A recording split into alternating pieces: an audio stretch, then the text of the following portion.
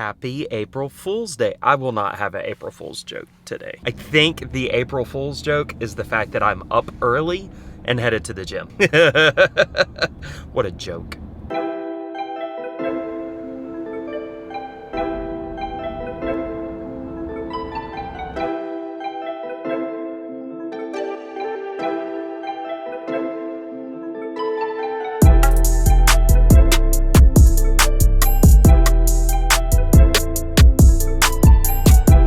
Okay, hear me out. Have you ever just thought, like, I just wonder what they would say, but then go in there, they tell you your whole life and they're spot on. You're like, oh my God, I rebuke you, Satan.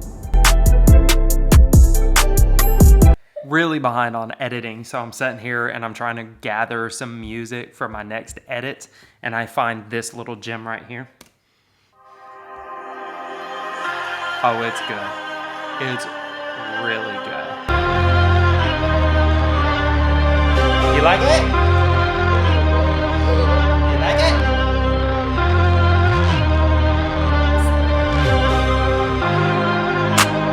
Ooh! That's that fire, dude! It's so good! Nels, what do you think? Hold on. The beat's about to drop. You ready?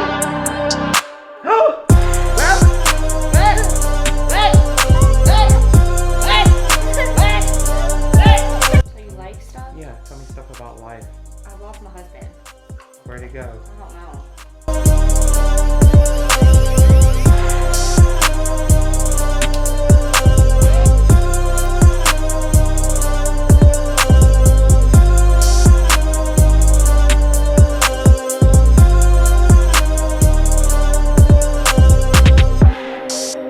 Just for reference, you hit record on audio before you hit record on video. Just so you know. The more you know. As soon as I walked through the door, I wrote on my whiteboard, when does the why matter? When does the why matter if he is the answer? I go back and forth a lot because the struggle is very real. The struggle is real on how much should I actually put on the vlog? How much should I actually put on a podcast? How much should I actually share about my personal walk with God? I lean way more towards like just everything, like just express and share all of my feelings, all of my emotions, just because it's real. It's hard to get a grasp of who you're talking to and who you're listening to unless you're sharing, everything, which may be TMI, it may be too much information. But a lot of times I err on the side of just tell everybody everything. I wouldn't tell you personal stuff, but the struggle is real because if I do that, then every day I'm sharing with you guys, hey, this is what's been hammering me today. Hey, I've been walking through this. Because I don't know if you've realized this or not yet. I don't know if it's just me. Maybe I'm crazy. Maybe I am the weakest Christian that ever walked the face of the earth. I have no clue. All I can say is me and my life. But every day I get hammered. Every day something else is whispering in my ear. Every day there's a new lie that I need to conquer. Every day, because Satan never stops, because he sees potential, because he sees Christ, because he sees life on the inside of us, he's never going to stop trying to hammer us with something. And I get caught in this giant conundrum of, okay, so do I talk to people about it? And then it just seems like, wow, every day this guy is just sharing something else that, and I'm like, I don't want to be that way. I don't want to sound like that. However, if everybody else is getting hammered every day, why not we just share these things and be more positive and encourage each other and say, hey, yes, I did. I got hammered with this today. I've been struggling with this today, but Christ is king. It doesn't matter. Having said all of that, I'm going to make this part really quick. For the past 48 hours, I have been more angry than I think I've ever been in years, honestly. And it hasn't been at one thing specific. It's not like something made me angry.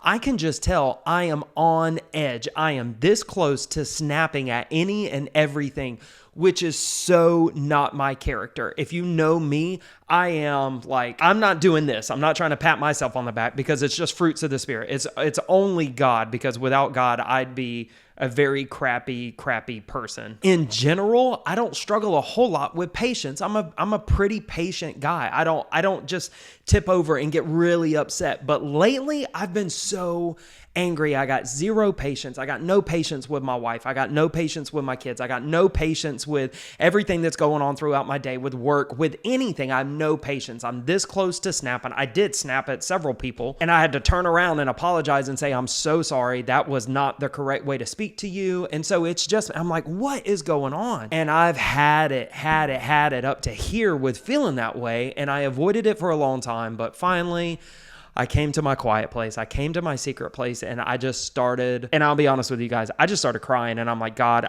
what in the world is going on? I am experiencing, I'm not going to say I'm an angry person because that's not my identity. That's not who I am, but I am experiencing so many emotions of anger and no patience and being upset and all these things, which are not the Spirit of God. They're not life.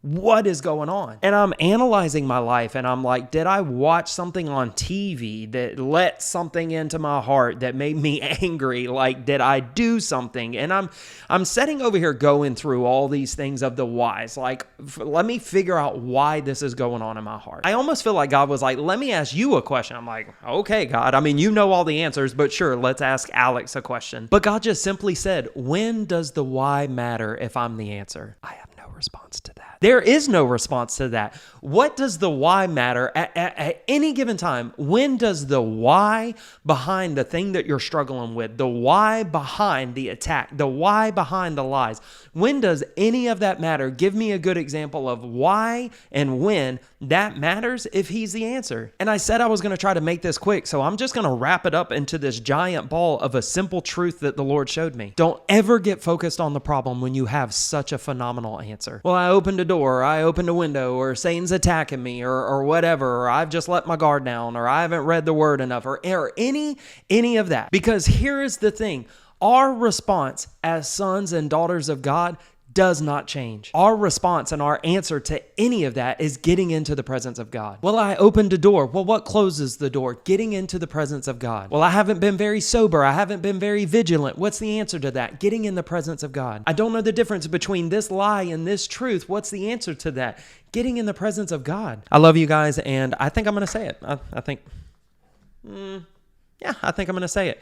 Launch out into the deep. Don't just watch YouTube all day long. Even if it's amazing, awesome people like me, don't do it. It's not worth it. Don't scroll all day. Don't watch YouTube all day. Launch out into the deep, and I will see you guys on the next vlog. Okay, I thought I was done, but real quick, I have to say this. What is the ultimate goal of the devil? To steal, kill, and destroy from us. He cannot do that if we're in good relationship with God, if we're in great communication, if we're communing with God. There's no way he can rob from us, steal from us, kill us, destroy us. There's no way. First, he has to distract us. First, he has to try to pull us away, get us out of communion with God, get us out of the presence of God.